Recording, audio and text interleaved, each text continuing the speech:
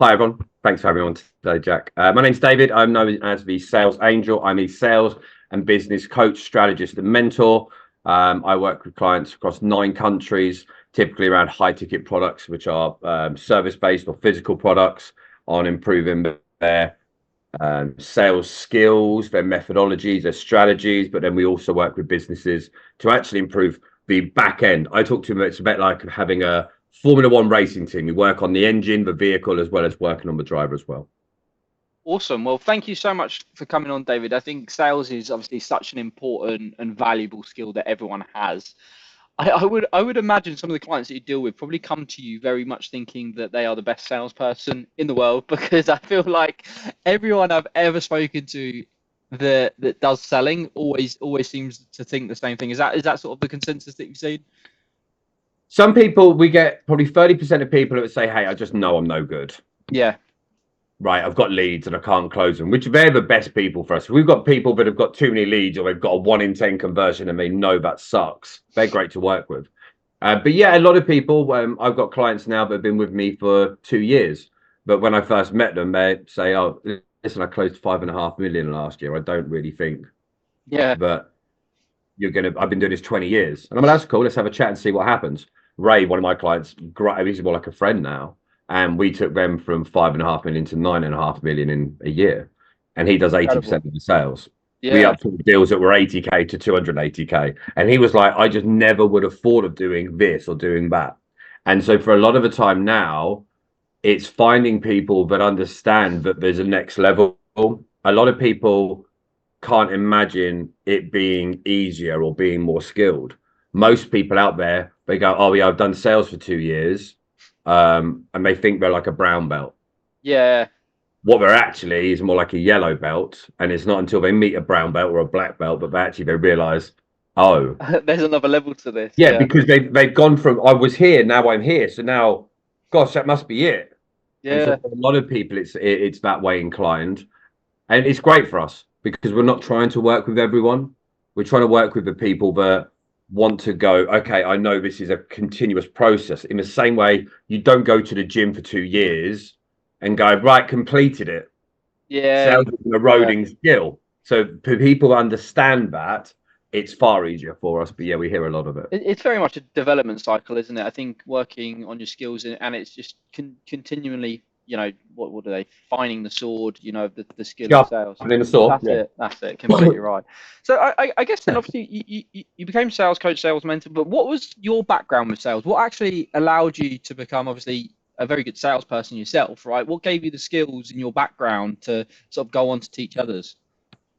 So for me, I was never a good student. I was allowed 1 day a week at school. I Wow. actually, yeah, I was only allowed. I wasn't even allowed on the grounds anything apart from a Friday.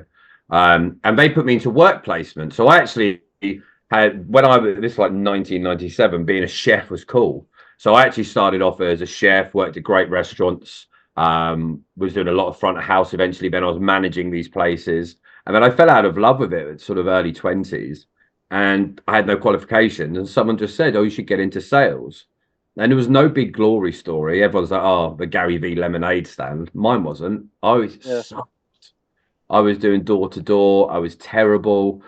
Wanted help. People weren't training you. The stuff they taught you didn't work.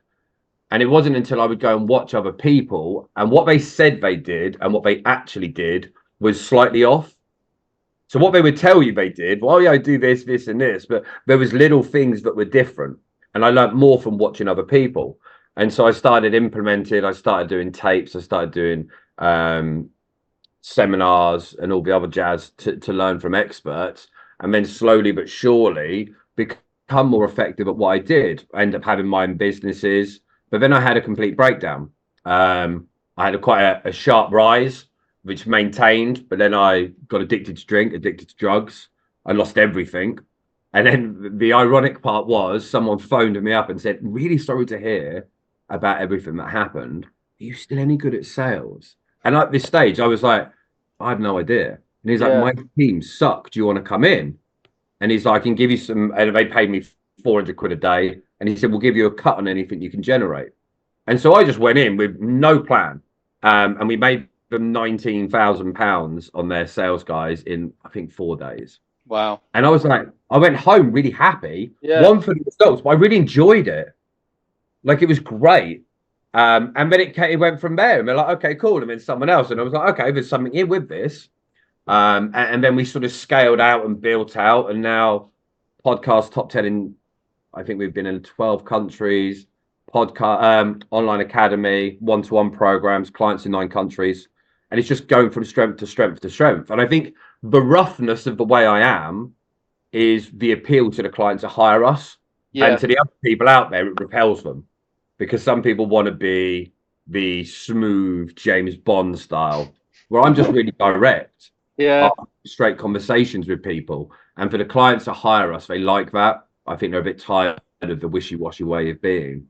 So yeah, that's in a nutshell how it worked. I think a lot of where people think sales is sleazy, and I spoke about this on a recent podcast as well, is that I think it comes from people not being direct enough. It's people giving you all of this wish-wash stuff of complete and utter crap, and then you sort of like, dude, what are you trying to tell me? Because we've always got this resistance, right, on any sales call. Everyone comes in with it, and you'll know it much more than I will. But as soon as you start coming out with these complete and utter far left stories of complete weird things and trying to take me on this journey, it's just like, can you get to the point and tell me sort of what you're trying to sell me?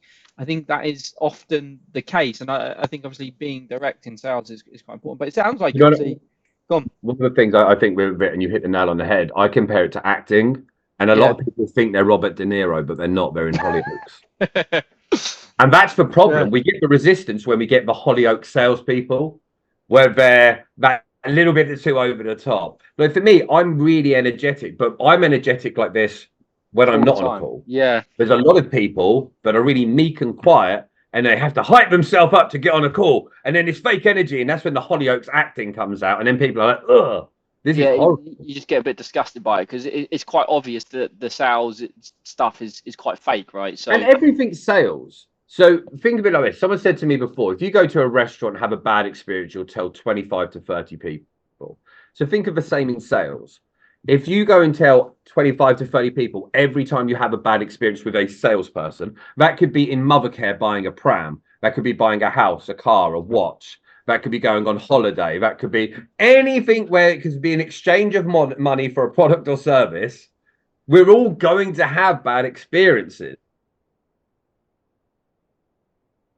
But we only remember the bad ones because for good sales experiences, you thought you sold yourself. That's the difference. So you can't tell someone you had a great sales experience because you didn't realize you were sold to. Bad experiences, you knew you were being sold to. So you now remember that. So now you've got an actual point of reference. Yeah, 100%. I think that's quite important. It all comes down to the experience that the salesperson can give you. Like, I'll be honest, I'll say the same thing, right? I don't often feel like I get sold to purely because I usually don't have a conversation with somebody unless I'm willing to buy something. Purely because I'm not a time waster, right? I'm very much not a time waster. I can't bother to have a conversation with someone that is going to try and sell me something if I'm not interested at all. So I think you'll have a couple of different people that are potentially your leads, which I found it myself with my own business, right? Some people are already in a position to buy, and they'll be the easiest sell to get, right? I mean, they're already there. You just got to give them some information and they're going to buy. And then you also got, maybe people on the edge or people that were jumping on this call without even ever thinking about buying something and end up buying something. So there's a real range of these sort of clients that come through as leads. And I think the way you maybe approach each and every one of these might be slightly different, and it comes down to the preparation of sales calls. What sort of preparation would you recommend people take for a sales call? Because I often think that maybe if it's cold calling, people don't tend to prepare as much because they think these calls are going to end quite quickly. Whereas if you're calling maybe somebody that's shown you an interest, whether it's through a waiting list or obviously for us a quiz campaign. Yeah. What are some of the openers and sort of the recommendations you would have for people to prepare for each and every one of those sales calls? One of the big things I'll say is this. A lot of people love to wing it. And this is why people hate salespeople. Yeah. Is because they get wingers. They're professional wingers. They get on the call and they think, oh, just me and just me being enough. Same as business owners. You guys suck sometimes. You just go and go, oh my God, I spent 2 years building this amazing program. No. No one cares. No one cares about all that stuff. And if you're good at winging it, you'd be better if you prepared, Yeah, it'd be right? even better. Yeah. Imagine if you're Messi and you're sat playing Candy Crush on the sidelines. Technically, you've got a skill level you don't need to practice, but he still does, right? Because they're trying to operate at such a high level. Most people are happy just to wing it through. And I think it depends what you're trying to do. But I think the problem is it's the advice a lot of people have. I'll give you a prime example. It's on my camera here. You can see on this wall here. These are pitches, bold questions, one-liners, follow-ups, closes, different things that we're working on at the moment. Different things that we're pulling in. Because as time evolves, conversations change. What works today won't work next week. Because suddenly, if everyone's doing it, if you've had 10 calls and 9 people say the same thing, your sales resistance Yeah, increases. of course. So I'm now very direct. One of the things I'd say on there, and I'll say to people now, hey, listen, do you mind if I put my sales hat on for a minute? And let's pause. Most people Yeah. are like, yeah, go on then. Yeah. But we're getting permission. I'm Yeah. getting permission to sell. Yeah. And most people are like, oh, God, I don't want that. But actually, if they give you permission, hey, listen, can I put my sales hat on for a minute? And it literally says on there, I need to close you on this. We've got a solution here, da da da da da da. And that's if we've gone down these avenues. But asking big and direct questions makes a big difference. It's normally what you do around it.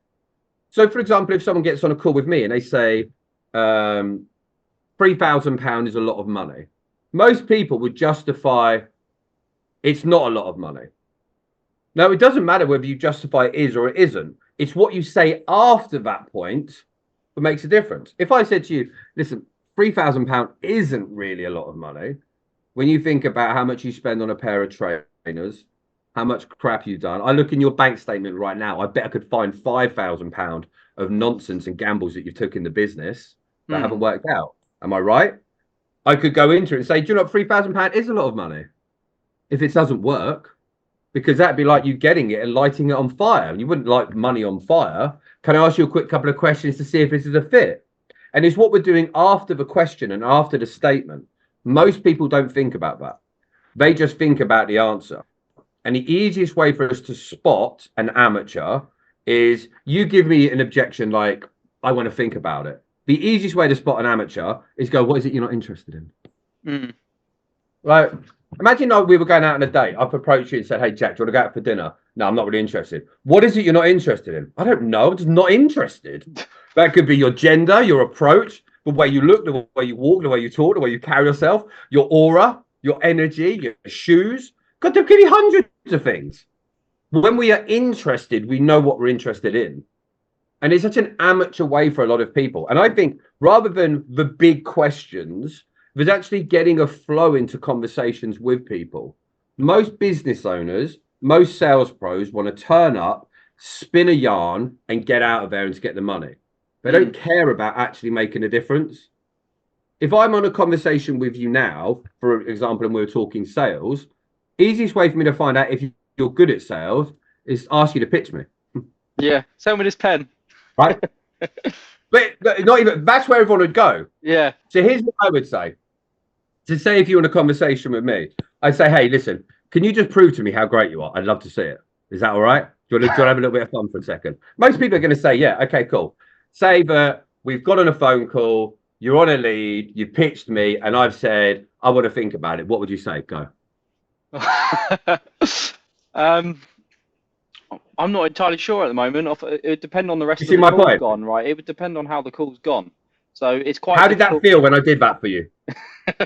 Fairly intimidating, putting me on the spot, right? But Right. I think that's where it comes down to preparation, right? I think so. Exactly. I always have a notepad always on me and pen. So when I'm on a sales call, I am taking down notes throughout the call so that when I get hit, and I'm definitely not the best salesperson, right? And we've spoken about this anyway, offline. But like one of the things that I've always found, because I've tested both, right? I grew up through school, I winged everything. And then I got to a point where obviously when it becomes your own business and you're trying to make your own money, that there's a point where you have to prepare for things. Otherwise, you're taking money out of your own pocket. So, and that was one of the things that I realized as starting my business, right, over the last sort of 12 months was that the more preparation I could do, the better. So I feel like asking somebody that question up front, unless you've got the previous 2 minutes of a call to lean back on, it's probably quite tough to answer. Okay, but here's the problem you've got. As soon as we ask that question, if there's a hesitation, that's what sparks resistance. Well, exactly, Whether, yeah.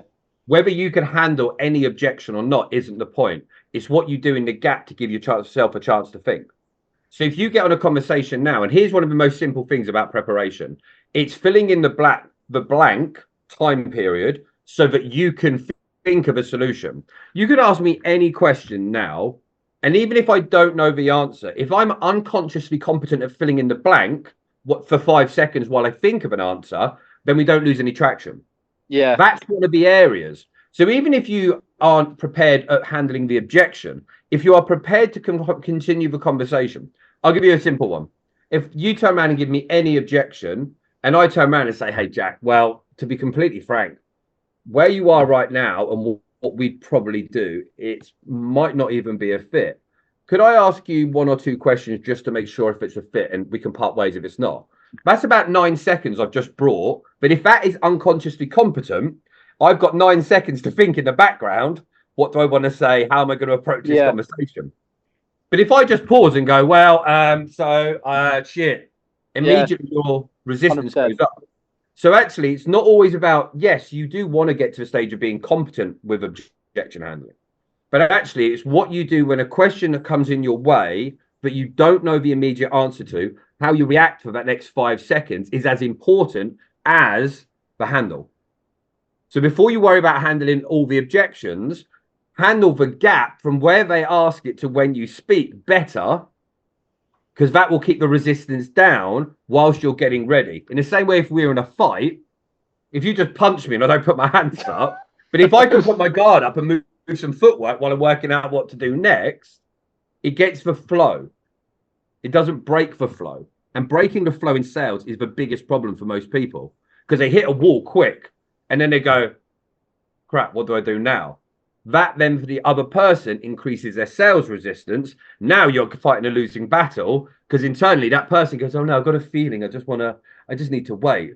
But all that happened really was you paused, internally sent out crap energy. And now that person's like, oh yeah, no, I think I need to wait. This person, it was something just happened there. And then you're pushing a boulder uphill. Yeah, I think it's the same with anything in life. You need to keep the flow moving down the river, right? And because Yes. as you said, right, as soon as you pause, it just completely loses the flow of any conversation. It's the same when you go networking, for example. It just becomes very awkward when you have those pauses, and I think people are then quite inclined to move on. So, I mean, let's say that's happened, right? How would you recommend people try and rescue those conversations? In networking or on a sales call? Honest, because obviously I think a lot of the people that are probably listening to this are either selling a product or a service. I think they're obviously maybe considering maybe working with a sales coach themselves or whatever. But how would you suggest that they sort of approach maybe their sales process and obviously dealing with that awkwardness and trying to recover the sale? So with a lot of people out there, the big problem that we'll find for most people is they don't have enough flow in a conversation and they're not articulate at continuing a conversation because most people get, as I call it, commission breath. They're only there for the deal. So as Yeah. soon as you hit resistance, you don't care.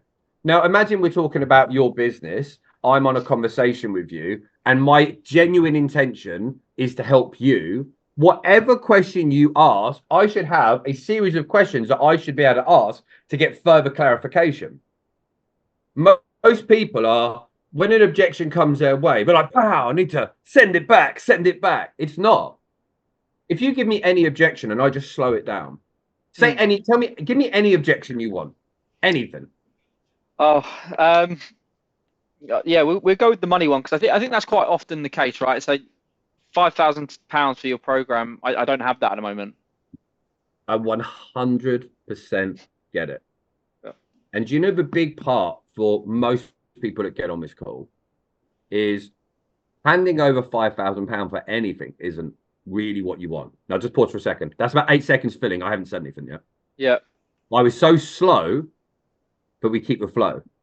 Then if I turn around and say, hey, can I just ask you two questions with this, just to see if we can do anything to help? Or would you rather run off the phone at the moment because deep down you just know this really isn't even for you, even if you had the money? Which is it for you? Yeah, exactly. And then you push them the route that you want to go.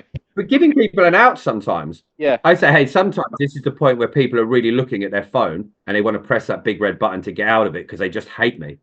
Is that the case here? Or is it honestly just that you don't have the 5K sat in the bank and you're scratching around in your mind trying to work out how can I make this happen? Which is it for you? Mm. And leaning into something which is very old school of having alternative options that are very polarizing. Now, sometimes someone might be like, do you know what? Yeah, I want to get off the call. I don't like your face. Okay, cool. They were never going to buy from you anyway. But if they're like, listen, I really like the program, I really like this, but 5K is just too much. Okay, cool. Well, from the £1 which is sat down the back of the sofa and the £5,000 that this costs, how much were you hoping when you got on this call was going to cost? Because you took a big step getting to this stage, right? Yeah. So what were you hoping this was going to cost? Because the price is the price, but if I can move it around, maybe that could help you. Or you could say, talk to me about where you go. Say if I can go off and find a plan for us. How much cash on hand do you have so we can at least get the ball rolling if I can make that happen? Like there's so many options that you can go into this conversation, but they should all be based on, one, does the person even want our help or are they just smoke screening the objection? Or two, do they want my help to find a plan or are they just getting on a call because they're actually hunting around trying to find plans but they never want to take action? Another thing you can say, how many conversations have you ever had about doing this, increasing revenue, increasing sales? Oh, I don't know. Well, you must know. Have you been talking for a week, a month, a year? Has this been on your mind for 10 years? Well, not quite 10 years. Okay, cool. Well, how long? I don't know, a year. Okay, and how many times have you spoke about this? Breaking bread and talking to your mates and talking to your mentors. Does it come up a lot? Well, yeah, we talk about it a lot.